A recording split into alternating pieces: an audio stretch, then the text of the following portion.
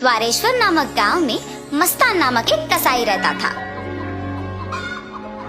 उस गांव में बकरे का मांस सिर्फ मस्तान की दुकान में मिलता था। इतना ही नहीं, हर शुभ कार्य और दावत के लिए मस्तान के ही दुकान से मांस लाया जाता था।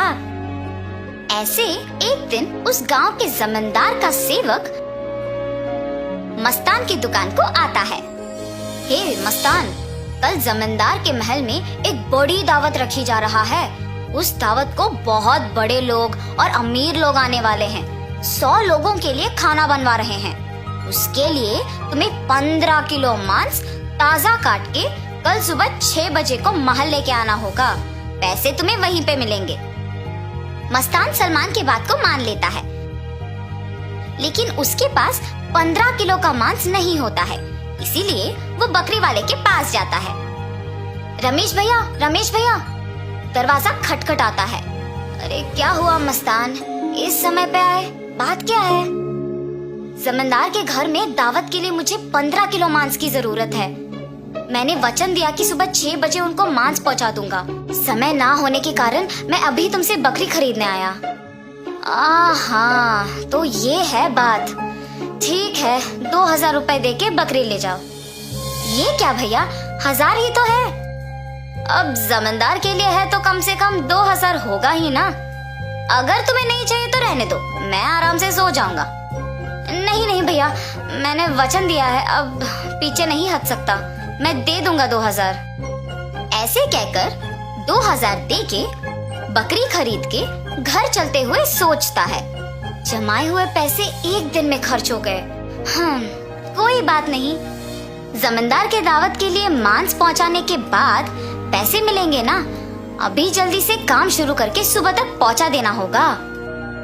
ऐसे सोचकर मांस को साफ करके उसके टुकड़े टुकड़े काट के सारी रात मेहनत करके 15 किलो मांस को तैयार रखता है।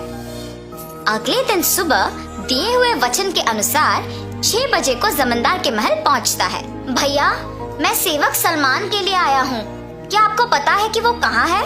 ये सुनकर दूसरा सेवक मस्तान को बाहर इंतजार करने के लिए कहता है। वो मस्तान के हाथ से मांस लेते हुए कहता है कि सलमान को भेजेगा और उसे पैसे मिलेंगे। मस्तान भी उस सेवक का बात मानकर बाहर इंतजार करता है, लेकिन सेवक उसके हाथ में मांस को देख सोचता है, इस 15 किलो मांस से अगर मैं 1 किलो ले लूं तो किसको पता चलेगा? किसी को भी नहीं पता चलेगा। ऐसे उस कवर में से 1 केजी मांस को छुपा के बाकी को देने जाता है। सलमान को देख के कहता है, साहब, मस्तान ने ये आपको देने के लिए कहा है। वो पैसों के इंतजार में बाहर खड़ा है। सलमान सेवक के हाथ से मांस लेके सीधा रसोई घर जाता है, ये जान के कि मस्तान बाहर पैसों का इंतजार कर रहा है। बावर्ची के पास जाकर सलमान कहता है, सारे व्यंजन स्वादिष्ट होनी चाहिए, ध्यान से पकाना। ऐसे कहकर चला जाता है। बावर्ची पकाते हुए, इतने मांस से अगर मैं 2 केजी ले लूं तो किसको शक होगा? किसी को भी नहीं होगा। ऐसे सोचकर मांस को छुपा के बाकी को पकाता है। दावत के व्यंजन की तैयारी के लिए जिम्मेदार किशन व्यंजनों का स्वाद चख के कुछ सेवकों की सहायता से उन सभी में से थोड़ा थोड़ा अपने लिए ले लेता है। आए हुए मेहमान सारे दावत की खाना शुरू करते हैं और जल्द ही आपस में बात करना शुरू कर देते हैं। ये क्या, इतना अमीर और सम्मानित आदमी, अच्छा नाम है इनका, मगर खाने में कमी क्यों? हाँ, अगर खाना कम ही पड़ना है तो ऐसी दावत की तैयारी भला क्यों करे? ऐसे सारे लोग खुसफुसाते हैं। ये सब सुन के जमींदार सहन नहीं कर पाते हैं। दावत के खत्म होने के बाद क्रोधित होके सारे लोगों को सभा में बुलाते हैं, खास करके दावत के लिए जिम्मेदार लोगों को, और उनको सवाल करना शुरू करते हैं। दावत की तैयारी के लिए जिम्मेदार किशन से पूछते हैं, दावत की जिम्मेदारी सौंपने पर तुम ये करोगे? सभी तैयारी किया मैंने, लेकिन व्यंजनों के लिए मात्रा पहले से ही कम पड़ गई थी प्रभु। मेरा इस बात से कोई लेना देना नहीं, आप बावर्ची से पूछिए प्रभु। ऐसे उसने अपनी किए को छुपाकर किसी और पे इल्जाम डाल देता है। तब बावर्ची छुपाए हुए 2 किलो मांस की बात को छुपा के कहता है कि दावत की सामग्री के लिए जिम्मेदार सलमान के पास इसका जवाब होगा। ऐसे उस बात से छुटकारा पाता है।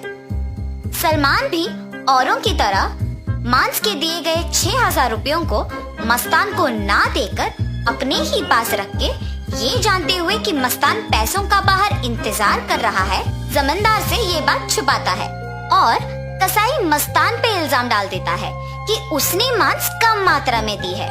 अभी जाके मैं उसका काम तमाम करता हूँ प्रभु, ऐसे कहता है। उसी सभा में मौजूद मस्तान उस इल्जाम का सहन नहीं कर पाता है। सभा में से जमींदार के सामने आके कहता है, जमींदार साहब, इस पूरे गांव में मैं अकेले कसाई हूँ। पिछले 10 साल से मैं ये व्यापार कर रहा हूँ और इतने साल से आपके घर में हर कार्य और हर दावत पे मैंने खुद मांस दी है, मगर कभी भी ऐसी मुसीबत नहीं आई। आपके घर में दावत का नाम सुनते ही 1000 के बकरी को 2000 में बेचते हैं। सुबह आके मैंने मांस को पहुंचा दिया और आपके सेवक सलमान ने मुझे मांस के पैसों के लिए सुबह से इंतजार करवाया। सलमान को मांस देने के बहाने से एक और सेवक मेरे हाथ से मांस लिया और मुझे बाहर इंतजार करने के लिए कह दिया और ये भी कहा कि वो सलमान को बुलाएगा। उसके बाद इनमें से कोई भी मेरे पास नहीं आया। कृपया मेरा यकीन कीजिए प्रभु, आप ही की दया से जी रहा हूँ। मस्तान, मुझे तुम्हारे बारे में पता है, तुम फिक्र मत करो।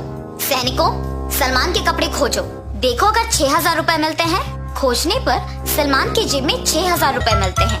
ऐसे उन सब में से सलमान पकड़ा जाता है। और इतना ही नहीं, किशन जिन सेवकों की सहायता से सभी व्यंजनों से थोड़ा अपने लिए ले लेता है, उनमें से एक सहायक जमींदार को सच कह देता है। बावर्ची का झूठ बैग में रखे मांस कोई सेवक को मिलने पर बाहर आ जाता है और पहला सेवक जिसने 1 किलो छुपा लिया, उसने डर के मारे अपनी गलती मान ली। तब जमींदार सभी को दंडित करते हैं और मस्तान को उसके पैसे 6,000 दे देते हैं और ये भी कहते हैं कि वो मस्तान के लिए हमेशा रहेंगे। तो इस कहानी का नैतिक क्या है? गलती का सजा मिलेगी ही मिलेगी, इसीलिए ईमानदारी से जीना ही अच्छा है।